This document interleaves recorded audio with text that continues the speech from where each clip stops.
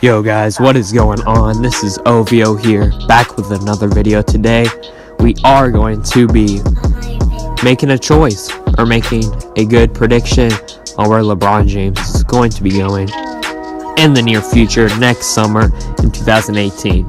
Time to take a look at LeBron this season. So going into this season, LeBron James is in his 15th season. And right now, he is averaging the most minutes per game since his first season in Miami, which was 7 years ago. Of course, he's averaging the most points per game since his last season in Cleveland in 2009.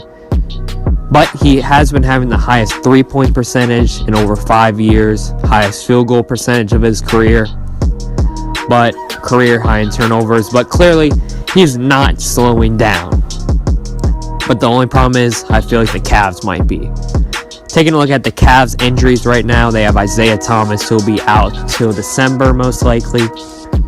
Tristan Thompson, who'll be out for another couple weeks with, I think it's his hip or something like that. Derrick Rose is out for 2 weeks. Who knows what's his problem? And then, but look at the Cavs. They are the oldest team in the NBA with an average age of almost 30 years old.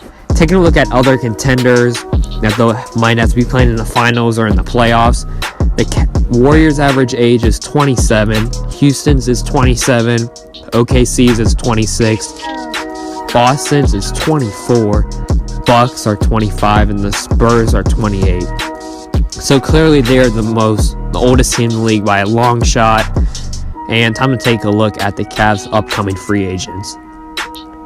So besides LeBron, who has a player option next year, the other people who will be out of a contract are Dwayne Wade, Isaiah Thomas, Kyle Korver, Jeff Green, and Derrick Rose. So let's take a look at the team after that if everyone leaves. Yes, all trash bags. You're looking at a lineup then of Jose Calderon, J.R. Smith,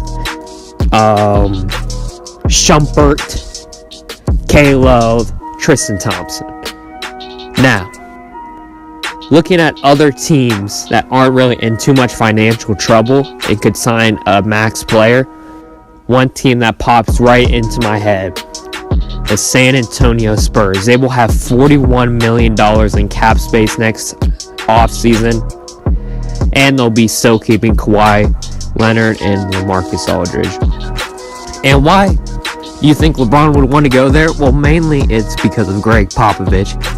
Popovich believes in a lot of what LeBron believes in. Shorter minutes for the players, rest occasionally, passing, lots of non-ISO plays, and really everyone getting a fair share of points.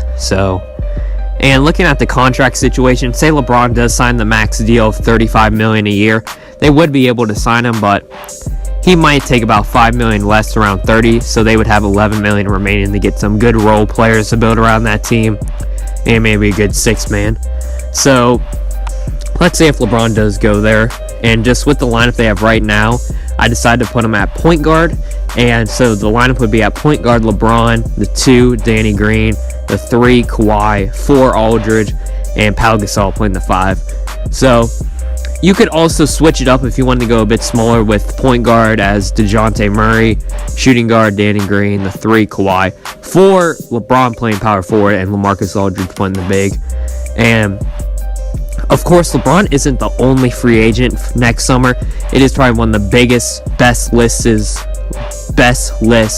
of free agents for a summer. It's LeBron, Paul George, DeMarcus Cousins, Isaiah, Chris Paul, DeAndre Jordan, Zach LaVine, Jabari Parker, Nikola Jokic, Aaron Gordon, JJ Redick, and Julius Randle, just to name a few. But those are the mainly big-name stars. And if you guys forget, during the last offseason when Chris Paul, before he got traded to Houston, there were a lot of talks that he might sign with the Spurs. And mainly the only reason why he didn't, because he wasn't sure if Popovich was going to stay long-term or when he would retire. He didn't really get an estimate on the timetable for that. That's the reason why he got led to Houston. But if LeBron took a little bit less money, like around 23 mil, and Chris Paul got 18, if you got those two together, because they've always had rumors of getting the banana boat together, and LeBron has already played with Dwayne Wade twice, maybe he'd be interested in playing with Chris Paul. So if he goes to the Spurs, you're looking at a lineup of Chris Paul, Danny Green, Kawhi, LeBron, and LaMarcus Aldridge. Now, say what you want, I think that team could beat the Warriors. When you look head-to-head, Chris Paul against Curry, Curry probably has the upper hand. Danny Green versus Clay. Danny Green can get hot, but Clay probably has the upper hand. Kawhi and KD is almost right in between. LeBron is definitely better than Draymond by a long shot. And LaMarcus Aldridge is clearly better than Zaza or whoever they have starting at center.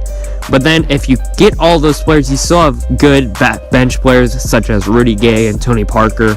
And if Manu stays one more season. But guys, that's my video. If LeBron does make this decision to go to San Antonio next season, I think it does mean a championship. Likely in the first year with Popovich, and if all the things fall in the order, even without Chris Paul maybe. But Chris Paul would be a great addition. Maybe Wade can come as a bench player with LeBron. But yeah, guys, make sure to leave a like, subscribe if you guys are new. We try and do this a lot, occasionally, daily. We do reaction videos. So yeah, check out my channel. This is OVO signing out. Yee. Not even when you say Drizzy, tell him again. I've been